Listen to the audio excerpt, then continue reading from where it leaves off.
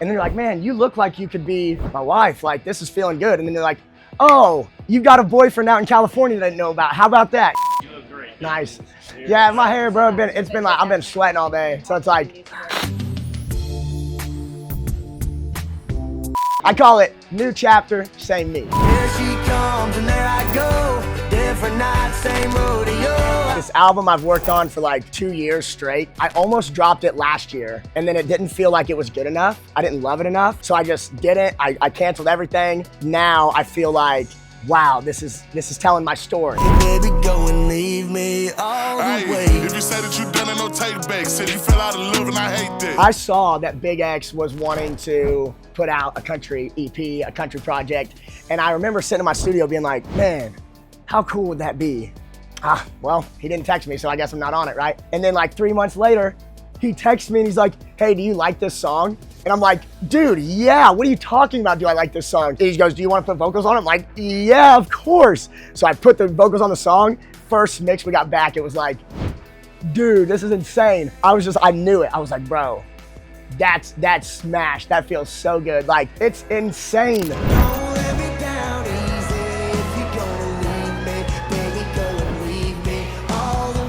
A little story that nobody knows, Big X wasn't supposed to tease all the way. He did it randomly. He did it with this one version of the song that was like the first version we had got back. It wasn't finished, it hadn't been produced, like nothing was done. Puts it out. And we're all like, all right, let's go. So then I start pushing it, he starts pushing it. The reason it took so long to come out was because it wasn't done when we teased it. We weren't supposed to tease it. And now I have a freaking song on the rap charts with freaking Big X, dude. Whoa. She's a heartbreak coming in. She's a heartbreak coming in. Cool. I would say what inspired Different Nights, Same Rodeo is how my life has been like the last like 3 years, 4 years, kind of like I've been looking for a wife. And I say it like looking for a wife, but it's kind of like I'm just looking for my person because I want kids, I want a family, I want that life, you know? And I feel like I've been, you know, I'd meet a girl. Oh, she's got a boyfriend. She's cheating on her boyfriend with me now. The girls always got underlying red flags that you don't see. And then you're like, man, you look like you could be my wife. Like, this is feeling good. And then they're like, oh, you've got a boyfriend out in California that I didn't know about. How about that? That's kind of what inspired Different Nights, Same Rodeo, is just like continuing to meet these girls and think something is gonna come out of it. And then all of a sudden, red flags. And it's like, Different Nights, Same Rodeo, dude. Religiously was stories from kind of my teenage years and feelings that I'd felt through there. Now, Different Nights, Same Rodeo is really kind of what my life has been like since Famous. Girls on the road and touring all the time and feelings of that, and it's a new project. I call it new chapter, same me. Getting back up, that's the only backup plan you need.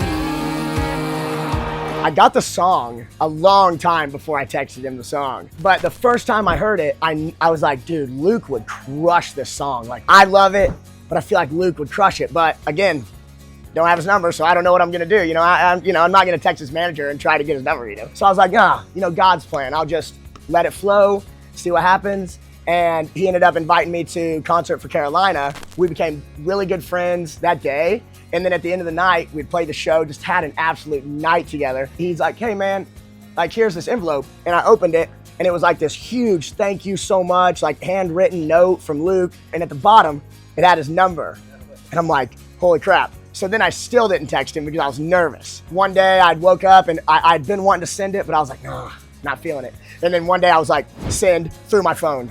I was like, whoa, okay, I sent it, holy crap. Paced around my phone, you know, for a second, like waiting for him to reply. No reply, so I just quit. Took him a month. He didn't reply for a month, but I had heard that from people on the inside, they were telling me like, hey man, Luke's been jamming that song. He really loves it. Like, don't think he's saying no. Like, he hasn't texted you back yet. He hasn't said no. Like, keep hanging because I think he's gonna do it. And I'm like, all right. One day he texts me, this song rips, I'm in. And I just like, looked at my phone, I'm like, I got chills right now. Like, just that moment was like, holy crap. Like, I'm about to have a song with Luke freaking Combs, let's go. And then now we're like good friends. It's top 20 on country radio, like crazy, dude. Another one, unexpected. Definitely didn't think it would happen. God is good, dude. You never know what's gonna happen, man. Let's go. If you got something to prove, go on and prove it. Don't let nobody clip your wings. could never imagine shooting a music video on Stagecoach stage, headlining Sunday night, crazy crowd, insane energy, me and Luke Combs, like how you couldn't even imagine that. And he's like, hey, we should do the video at Stagecoach. And I'm like, let's do it, dude. Like, he didn't have to do that. He didn't have to like let me come on his stage to sing my song. Like, you know, so man, dude, shout out Luke Combs, bro. Like, that guy is an absolute dog, has shown me so much love when I hadn't really earned it. Great dude. Yeah, backup plan, baby. Let's go. I would say when we get in the studio, we just like flow. Like, I don't like having a thing we're like kind of chasing. I kind of just like to get in and then start riffing on a guitar, start riffing on something, like get a vibe going. And then what does that vibe feel like? What are we feeling? And if we don't like it, switch something else. Like, I hate being locked on something. So studio day could start out and get a song quick, or it could start out and it goes till 2 a.m. because I haven't found nothing I like, and then we quit and we go do it again the next day. So it's like random. I love, my ADHD just loves getting in the studio and going, I don't know what I'm gonna do. Because I feel like that's when I make my best stuff, is when I don't know what I'm gonna do. And all of a sudden it just comes out, you know, so. Ain't a thing changed round here but the money. You try to mix it up, but let me tell you something. New to Country came about. It was kind of a song that was sitting in my notes folder on my notes app that I didn't know what I was gonna do with. I didn't know if I was gonna put it out. I didn't know what to do with it, but I always loved it. And I always caught myself turning it on and jamming it. So I started thinking, man, I don't really have that party song, that fun one that kind of tells who I am. The whole thing around New to Country is kind of like the funny thing that I'm not. Like, I may dress like I'm like not country and I dress like I'm in the city, but I grew up in a village of 800 people in Southern Illinois, as country as you could possibly be. I was farming it my whole life, baling hay, stacking hay my whole life, cattle, grain, everything, man. I was doing all the country stuff, man. And up until I got famous or whatever, like started doing music, I'm still that kid, but I just dressed a little different, but I'm still that same kid. And that's what I wanted New to Country to be, was just like, listen, you may think you know me, but this is how I grew up. This is how I was raised. This is how we do it where we're from. I'm anything but new to it. Say whatever you want, but I'm anything but new to country.